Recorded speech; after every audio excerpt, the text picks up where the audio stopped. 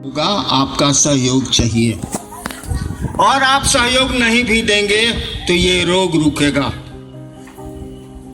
मेरी स्थिति का आकलन कर लीजिए आप। 1982 से मैंने शिव चर्चा शुरू की, उसके थोड़ा पहले से कि 80 से, और उसके 1-2 साल पहले नौकरी में आया था मैं।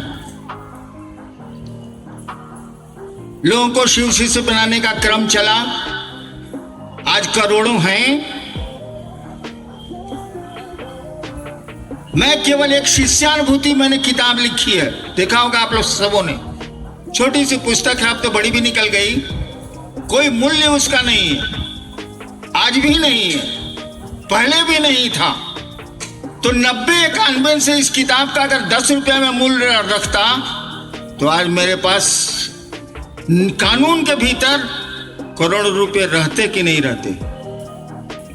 इतने साल में मेरे पास भी महल होता, मेरे पास भी सुंदर सुंदर गाड़ियां होती, मेरे पास भी सुख के साधन होते। नहीं किया मैंने, आज भी कंगाल हूं। बोलने से नहीं, आप देखिए जाके कायनात कैसे रहते हैं, कैसे जीते हैं।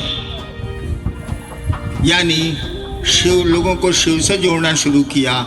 शिव को बेच के जगत नहीं खरीदा मैंने। ये देखने की चीज है, मेरे बोलने से कुछ नहीं होगा। और कुछ लोग आप में से, हम में से, साला साइकिल नहीं नसीब थी, बोलेरो पर चलता है। ठीक है, शिव से नहीं चलेंगे तो दूसरे चलेंगे, इसमें मैं सहमत हूं। लेकिन गुरु भाइयों को लूटते हैं आप, मूर्ख बनाते हैं, बोलते सुंदर हैं लेकिन आपके कृत्य बड़े बुरे हैं। तो कम से कम दुनिया को बेच के, दुनिया तो बड़ी पहले से खरीदी जा रही है। हम लोग छोटे थे तो जाते थे गांव सीवान, तो दादी जानती थी कि मिठाई बहुत खाना ही। मेरे बारे में मैं मिठाई का अरे कॉलेज में भी हमको कोई सिंघाड़ा देता था, मैं रोने लगता था। अरे मिठाई का मैं शौकीन रहा हूं, नतीजा हुआ कि डायबिटीज का भी पेशेंट हो गया हूं। तो दादी क्या करती थी, थोड़ा सा चावल देती थी, ले जा दुकान के दे दी, हाँ वो जैसे पेड़ा दे दी। गेहूं देती थी, जा है सामान दे दी, हाँ वो सामान ले आई हो।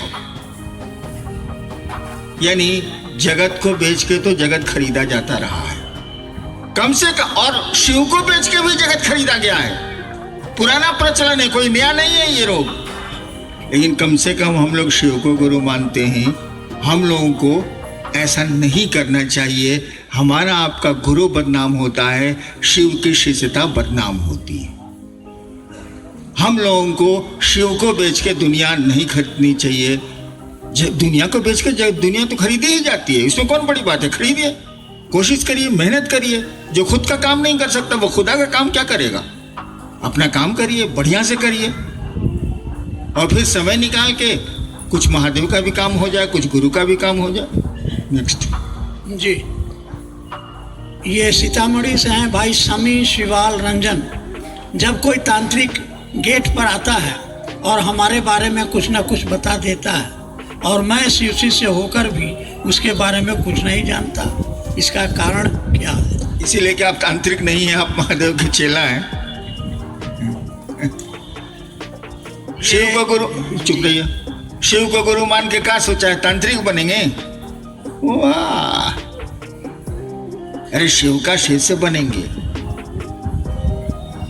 और इतना नहीं पूछते हैं, उसको इज्जत से बैठाने में आपका पैसा लग रहा है,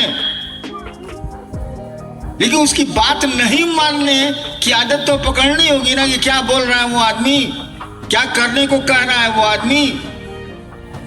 सम्मान सबको दीजिए, करिए वही जो आपके गुरु ने कहा है, जो आपको कहा जाता है। तांत्रिक का घोड़ी अब कहाँ है जी? अभी हम लोग सुनते हैं किस्सा में डाइन जोगिन, कहाँ ये सब है? एक जमाना था कि ये लोग थे और वो दुनिया थी जिससे हम लोग गुजरे हैं और शिव को की ओर चले हैं। उस दुनिया को मैं जानता हूं। गुजरा हूँ, ठगाया हूँ, पैसे मैंने बर्बाद किए हैं, शराबें बहुत खरीदी हैं लोगों के लिए, लेकिन मेरी जीभ आज तक नहीं जानती है कि शराब का स्वाद कैसा होता है। अब देखिए भाई, अब ढेर हम जिज्ञासा के उत्तर ना दें, काहे कि हम लोगों के समय में, आपके समय में क्या है नहीं जानते हैं। आप लोगों के समय में खाली टिक करना है, दोनों आंख मूंद के हूँ टिक कर जब सब सवाल। हम लोगों के समय में आता था 10 गो सवाल प्रश्न पत्र में रहता था और ऊपर लिखा रहता था किन्हीं 5 प्रश्नों के उत्तर दें, तो 5 को देख के हम लोग घसक जाते थे, 5 को देना ही है। आई जिज्ञासा क्या है, हम क्या टिक करना है हमको? 5 को दे दिया, ढेर दे दिया, चलिए 1 को दे देते हैं। ये पलामू से हैं भाई अविनाश देव। वर्तमान परिवेश में लगातार संतों के उद्बोधन के बाद भी अंधविश्वास पहले से भी ज्यादा जड़ जमाए हुए है। नहीं, ऐसा नहीं है, अंधविश्वास जड़ बनाए हुए नहीं है, टूट रहा है। कोशिशें जारी हैं और संतों के वचन से नहीं उतना प्रभाव पड़ता है। एक आदमी सुपौल में था, सुन ली, रामलीला हो रही थी बगल के गांव में, जा रहा था रामलीला में देखने। उधर से एक आदमी उसी का परिचित लौट रहा था, पूछा भैया कहाँ से आ रहे हैं? बोला रामलीला खत्म हो गया, उसी से आ रहे हैं। तो क्या हुआ रामलीला में, राम कथा में? तो जो आ रहा था उधर से वो रोने लगा, यो अकबका गया बेचारा, ये कहा रोने लगा? कहा कहे भाई, राम भरत का मिलाप हो रहा था, क्या वर्णन किए। राम भरत का मिलाप, दोनों भाई का। ठीक है, अब जब राम कथा खत्म हो गई थी, जाएगा काहेला? पूछा कि इस रोड में जा रहे हैं आप? कहा कि सुपौल जा रहे। तो पूछा काहेला? साला हमरा भैया हमसे बेईमानी किया है, उस पर मुकदमा किए हैं साले का।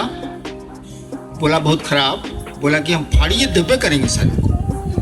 तो भारत आप भाई राम मिलाप सुन के रो रहा है, अपने भाई का फाड़ रहा है। यही आदमी पर प्रभाव है। आप कोई कथा कहिए सुंदर भावुक, तो अमूमन कथाकार हम अपने घर में देखा भैया, इसीलिए बोल रहे, रोने लगेगा, रोने लगेगा। और उसका कृत्य देखिए, बिना गरीबों का खून चूसे वो काम नहीं करेगा। मेरे सब गलत धंधा करेगा। राम और कृष्ण की बात आएगी ना, मत पूछिए, उसका चेहरा देखिए। देखिए इन भजनों का, इन उपदेशों का बहुत असर इन व्यक्ति पर आज नहीं पड़ रहा है, क्योंकि आदमी ज्यादा लौकिक हो गया है, लौकिक प्रभाव उस पर ज्यादा पड़ गए। उसको गुरु के पास ले ही जाना होगा, गुरु के पास चलने की प्रेरणा देनी ही होगी। और इसमें तो कोई संदेह नहीं है कि शिव गुरु हैं, कई हजार साल से कहा जा रहा है, और हैं भी। पुट टू टेस्ट एंड जज बाय रिजल्ट्स। वो मोनू बोल रहे थे ना कि मैं मिथ्या बोल रहा हूं, गलत बोल रहा हूं, दिन में कम परीक्षित। मच्छिंद्र नाथ ने कहा था, शिव के शिष्य थे, कि तुम कहते हो कि मैं झूठ बोल रहा हूं, मिथ्या बोल रहा हूं, दिन एकम परीक्षित, एक दिन इसकी परीक्षा ले लो ना। वो कुल तंत्र पर बोल रहे थे, कौल साधना पर बोल रहे थे, एक दिन इसकी परीक्षा ले लो ना, दिन एकम परीक्षित। आप परीक्षा ले लीजिए, शिव को गुरु मान के 3 सूत्र करके देखिए, परिणाम आपको बता देंगे। चलिए, मेरा सौभाग्य कि आप आए, आप शिव की ओर चलें, मैं आपके साथ हूं। कोशिश करिए ठीक से चलने की, अन्यथा आप समाज को भी दिक्कत देंगे, अपने को भी दिक्कत में डालेंगे।